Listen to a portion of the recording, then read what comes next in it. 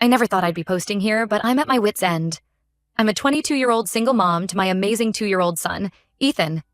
His father isn't in the picture, and I've been raising him with the help of my parents. I got pregnant unexpectedly when I was 19, during my second year of college. I was studying graphic design and had dreams of working for a big advertising agency one day. Those dreams came to a screeching halt when I saw those 2 pink lines on the pregnancy test. When I told my parents, their reaction was exactly what I'd feared. My mom cried for days, lamenting about how I'd ruined my future. My dad couldn't even look at me for a week. They come from a conservative background, and having a child out of wedlock was something they never imagined for their daughter. The father, my boyfriend at the time, freaked out when I told him. He accused me of trying to trap him and said he wanted nothing to do with the baby. I haven't heard from him since. And honestly, I'm glad. I don't need that kind of negativity in Ethan's life. After the initial shock wore off, my parents slowly came around. They said they'd support me if I decided to keep the baby, which I had already decided I would. I dropped out of college and moved back home. It wasn't ideal, but I was grateful for their help. The pregnancy was tough. I had terrible morning sickness that lasted all day, and I was constantly exhausted. My mom took me to all my appointments and helped me prepare for the baby's arrival. Despite their initial disappointment, I could see my parents getting excited about becoming grandparents. Ethan was born on a rainy Tuesday morning in April. The moment I held him in my arms, I knew all the struggles had been worth it. My parents fell in love with him instantly. For a while, everything seemed perfect. They doted on Ethan, and I was able to work part-time at a local coffee shop while they watched him. But as Ethan grew older, things started to change. It began with small comments here and there. My mom would criticize the way I dressed him or the food I gave him. She'd say things like, "Don't you think he's a bit young for solid foods?" Or, "Why is he wearing that? It's too cold outside." I brushed it off at first, thinking she was just being a concerned grandmother. However, as time went on, their behavior became more controlling. They started dictating every aspect of Ethan's life, from his sleep schedule to the toys he played with. If I tried to do things differently, they'd accuse me of being an irresponsible mother. My dad, who had always been more laid back, started backing up my mom's decisions. He'd say things like, "Listen to your mother. She raised you and your sister. She knows what she's doing."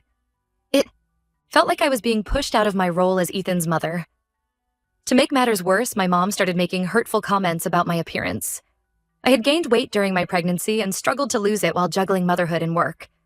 She'd make snide remarks like, "Are you sure you want that second helping?" Or, "You really should start exercising more. No man will want you looking like that." Her words cut deep, especially since I was already feeling insecure about my body.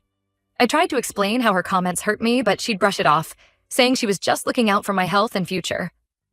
The final straw came last week. Ethan was due for his scheduled vaccinations, and I had made an appointment with his pediatrician.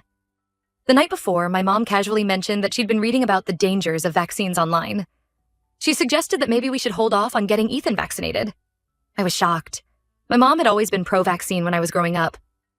I told her that I'd done my research and was comfortable with the doctor's recommendations. She seemed to let it go, but the next morning when I was getting ready to leave, I couldn't find my car keys anywhere. After searching for half an hour, I confronted my parents. My mom admitted that she had hidden the keys. She said she couldn't let me poison her grandson with those vaccines. I was furious. I told her she had no right to make medical decisions for my child. We got into a heated argument, with my dad eventually stepping in to back up my mom.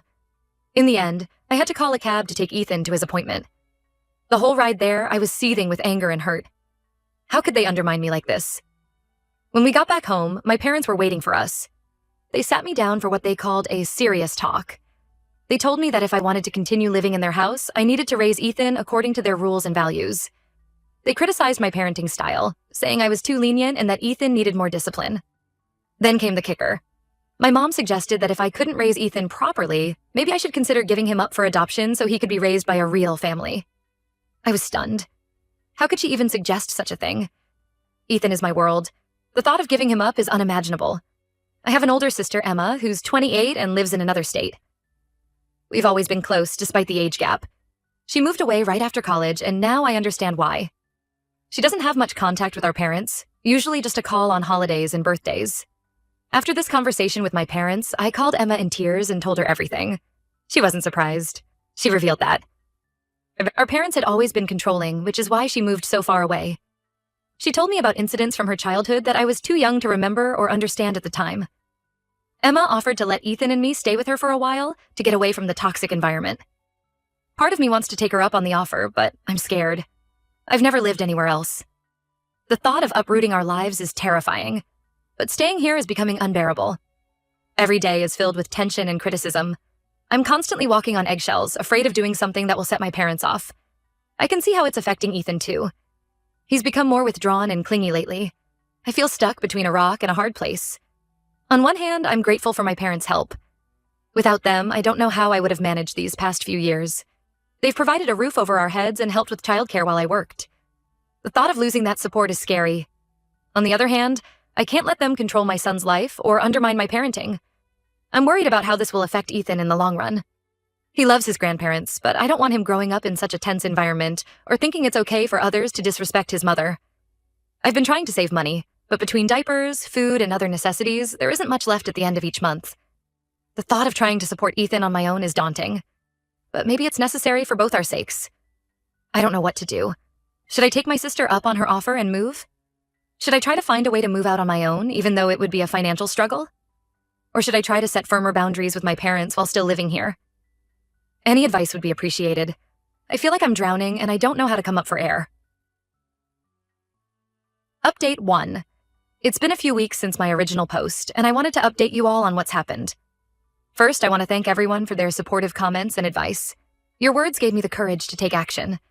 After a lot of soul-searching and several long conversations with Emma, I decided to take her up on her offer. The realization that staying with my parents wasn't healthy for me or Ethan finally outweighed my fear of change. I didn't tell my parents about my decision right away. Instead, I spent a week quietly packing our essential belongings when they weren't around. It was harder than I expected, both emotionally and logistically. Every item I packed brought back memories, both good and bad. There was the tiny onesie Ethan wore home from the hospital, now too small for him but impossible for me to part with. The photo albums my mom had, meticulously put together, documenting every milestone of Ethan's life. The handmade quilt my grandmother had given me when I told her I was pregnant. One of the few family members who had been unconditionally supportive from the start. As I packed, I found myself reminiscing about the good times too. The day my dad taught Ethan how to blow bubbles in the backyard, both of them laughing uncontrollably. The times my mom would sing lullabies to Ethan, the same ones she used to sing to me as a child. It made me question my decision more than once, but then I'd remember the controlling behavior, the hurtful comments, the constant criticism, and I knew I was making the right choice. While packing, I also reached out to my boss at the coffee shop. Sarah has always been understanding about my situation as a single mom. When I explained what was happening, she was incredibly supportive. She not only agreed to give me a good reference for job hunting in Emma's city, but also offered to let me pick up extra shifts before I left to earn some extra money for the move. The day before we were set to leave, I finally sat my parents down to tell them about our decision. I had rehearsed what I wanted to say countless times, but when the moment came, all my carefully prepared words flew out of my head. My mom's reaction was explosive. She burst into tears, alternating between accusing me of being ungrateful and begging me not to take her grandson away. She brought up every sacrifice they had made for me, from letting me move back in to helping with Ethan. It was hard not to feel guilty, but I stood my ground. My dad's reaction was quieter but no less hurtful. He said I was making a huge mistake and that I'd come crawling back when I realized how hard it was to raise a child on my own. His words stung, but they also reinforced that I was making the right choice. I told them that I loved them, but I couldn't allow them to control my life or Ethan's anymore. I explained that their behavior had been harmful and that I needed to do what was best for my son and myself. The next morning was chaos. Emma arrived early to help us move, and my parents refused to come out of their room at first. As we were loading the car, my mom came running out, sobbing and begging me not to take her grandson away.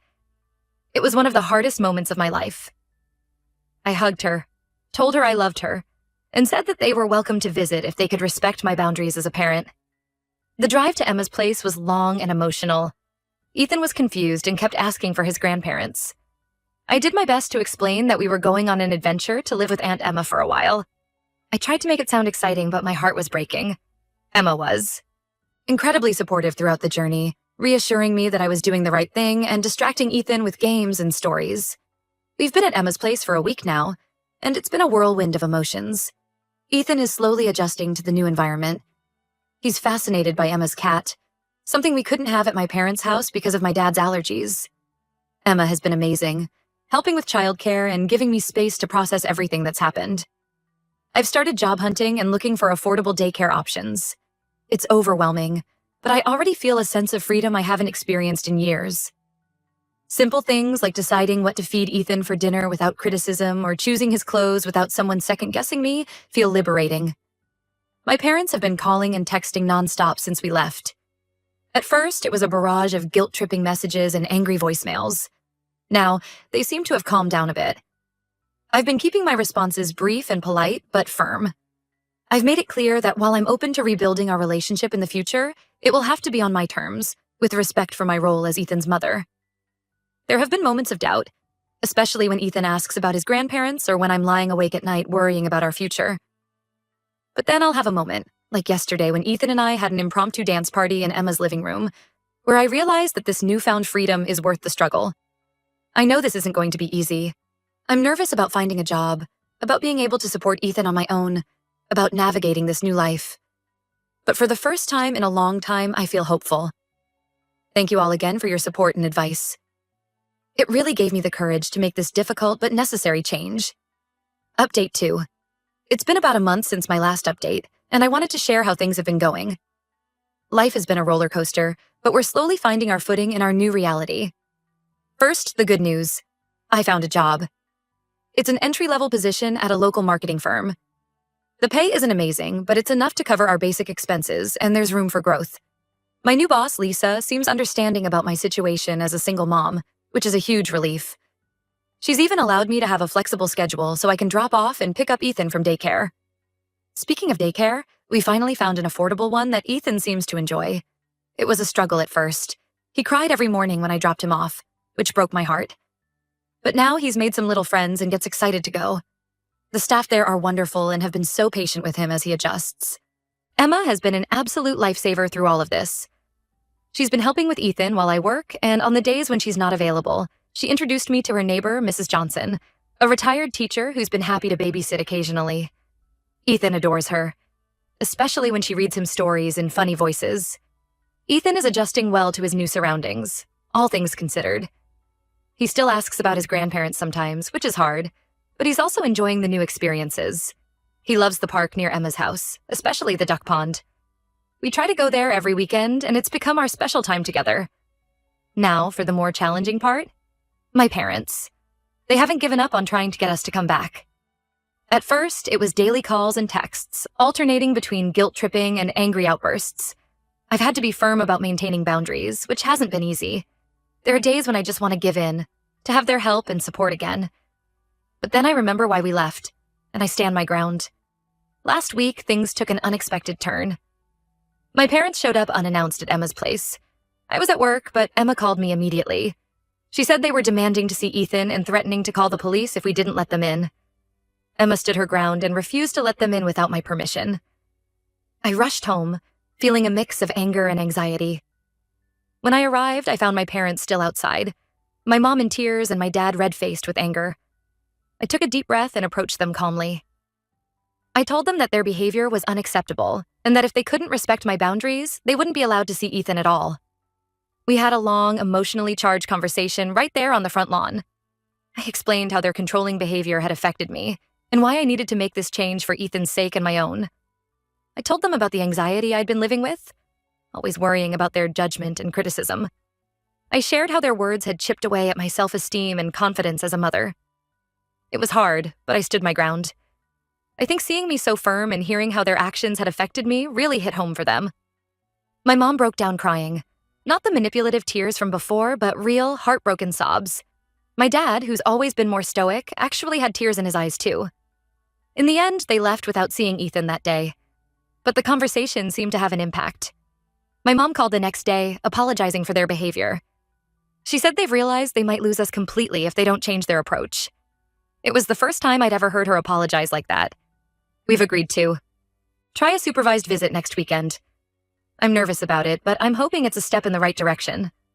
I've made it clear that any future relationship will depend on their ability to respect my role as Ethan's mother and my right to make decisions for my family. Through all of this, I've been amazed by the strength I've found within myself. It's not easy standing up to my parents, but every time I do, I feel more confident in my abilities as a mother and as an independent adult.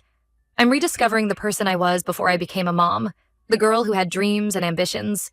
I've even started sketching again in my free time, something I haven't done since I dropped out of my graphic design program.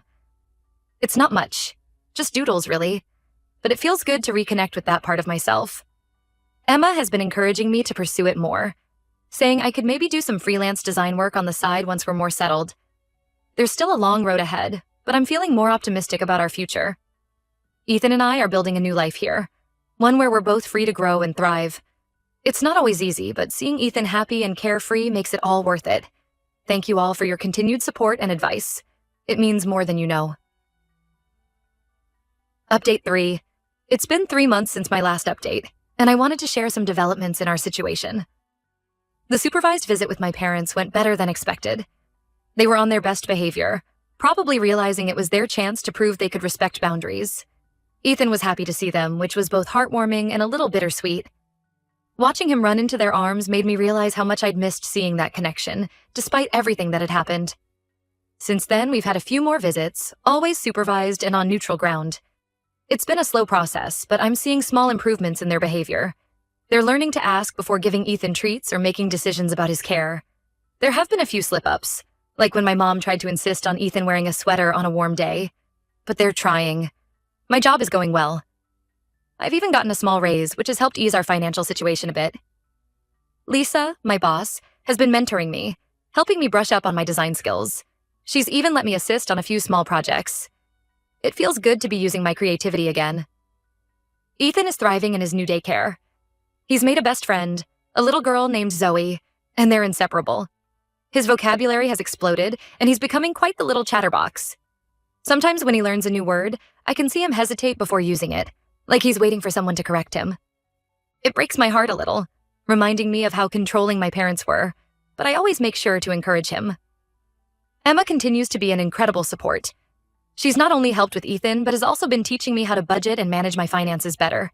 I'm slowly building up my savings, with the goal of eventually finding our own place. As much as I appreciate Emma's help, I know we can't stay with her forever. There was one incident last month that tested our progress. Ethan got sick with a high fever, and I had to take him to the ER. In my panic, I called my parents without thinking. To my surprise, they were supportive without being overbearing. They offered to come help but respected my decision when I said I could handle it with Emma's help. My mom even called the next day just to check on Ethan, without any criticism or unwanted advice. This experience made me realize how much our relationship has evolved. We're not perfect, and there's still a long way to go, but we're making progress. I'm learning to set and maintain boundaries, not just with my parents, but in all aspects of my life. It's not always easy, but I'm growing stronger and more confident every day. I've also started attending a support group for single parents. It's been incredibly helpful to connect with others who understand what I'm going through. Hearing their stories and sharing my own has been therapeutic in a way I didn't expect. As for my personal life, I've made a few friends at work and through the single parents group. It's nice to have adult conversations that don't revolve around diapers or tantrums. I'm not ready to think about dating yet, but it's good to know that there's a whole world out there beyond being just a mom. Ethan and I have settled into a routine here. We have pancakes every Sunday morning, followed by a trip to the duck pond. On Saturdays, we explore a new part of the city. Last week, we found a small art museum with a children's area where Ethan got to paint on a giant canvas. Seeing his face light up as he created his masterpiece reminded me of my own love for art. There are still challenging days, of course. Days when I'm exhausted from working and parenting, when I miss the help my parents used to provide. Days when Ethan has a meltdown in the grocery store and I can almost hear my mother's critical voice in my head.